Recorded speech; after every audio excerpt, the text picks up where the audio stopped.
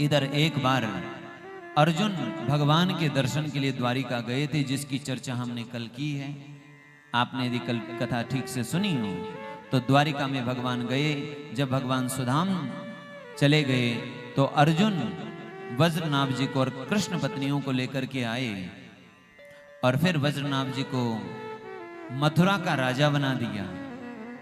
और भगवान स्वधाम कर गए हैं, यह पांडवों को जब पता चला तो पांडवों ने भी स्वर्गारोहण की तैयारी की और परीक्षित को राजगद्दी पर बिठाकर पांडव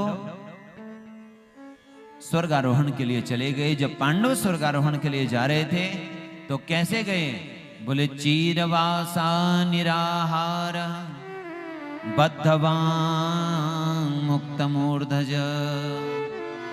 पांडवों ने अपना राजसी वस्त्र त्याग दिया, चीरवासा चीर वस्त्र पहने, यानी बिना सिले हुए वस्त्र पहने हैं। निराहार आहार का त्याग कर दिया। बद्धवांग वाणी को बांध लिया, मौन रख लिया, अब बोलेंगे नहीं।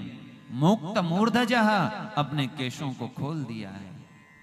बालों को खोलना किसी संकल्प का प्रतीक है या तो किसी अशुभ का प्रतीक है, इसलिए हमारे यहाँ बालों को खुला नहीं रखा जाता, कम से कम पीछे से बांध दिया जाता है। पर हंसी की बात यह है, एक जगह हम व्यासपीठ से कथा सुन रहे थे, वो इसी बात पर कह रहे थे कि बाल बांध कर रखना चाहिए, पर यह बात लागू होती है केवल माताओं पर, महिलाओं पर। क्यों कह रहे थे? क्योंकि उनके बाल खुद खुले हुए थे। ये बात जो हम दोहरी बात करते हैं, एक जगह हम अलाउंस हो रहा था जहां हमारी कथाओं में प्राय अलाउंस करते हैं कि भाई हमारी ऐसी प्रार्थना है कि हमारे पांव न छुए जाएं। उसके पीछे कई कारण हैं। तो किसी ने अलाउंस करके कहा, सब ध्यान से सुने, कोई भी माताएं बहनें महाराज जी के पांव नहीं छुएंगे।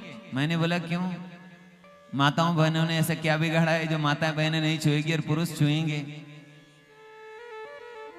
सबके लिए नियम लगभग एक जैसे, परिस्थिति को देख करके। पर ये तो नियम सामान्य है, लेकिन व्यक्ति अपनी कमजोरियों को छुपाने के लिए बातों को दूसरे पर डाल देते। ये नियम तुम्हारे लिए, हमारे लिए नियम नहीं है। ऐसा नहीं, नियम सबके लिए होते हैं। वो तो परिस्थिति को देख करके कुछ नियम ऐसे हैं जो व्यक्ति लागू नहीं कर सकते। कोई नियम पुरुषों में लागू नहीं होते, कोई नियम स्त्रियों में लागू नहीं होते, वो तो ठीक है। पर जैसे नियम है वो सार्वजनिक है, सबके लिए एक जैसे हैं और होने भी चाहिए। इस प्रकार की फिजूल की बातें नहीं होनी चाहिए। इन सबके पीछे कारण है।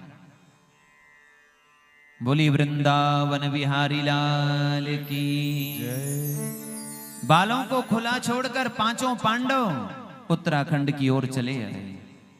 उत्तराखंड में भ्रमण किए हुए केदारनाथ में भी गए, वहां भगवान केदारनाथ का पूजन किया। यह प्रसंग शिव महापुराण में भी आया है। केदारनाथ जी का पूजन करने के बाद वहां से बद्रीनाथ होकर के आगे बढ़े और सदोबंध की यात्रा की।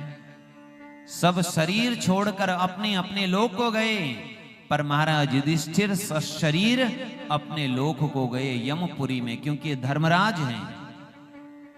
धर्मराज ही युधिष्ठिर के रूप में इस पृथ्वी पर आए थे, क्योंकि धर्मराज को श्राप लगा था मांडव्य ऋषि का।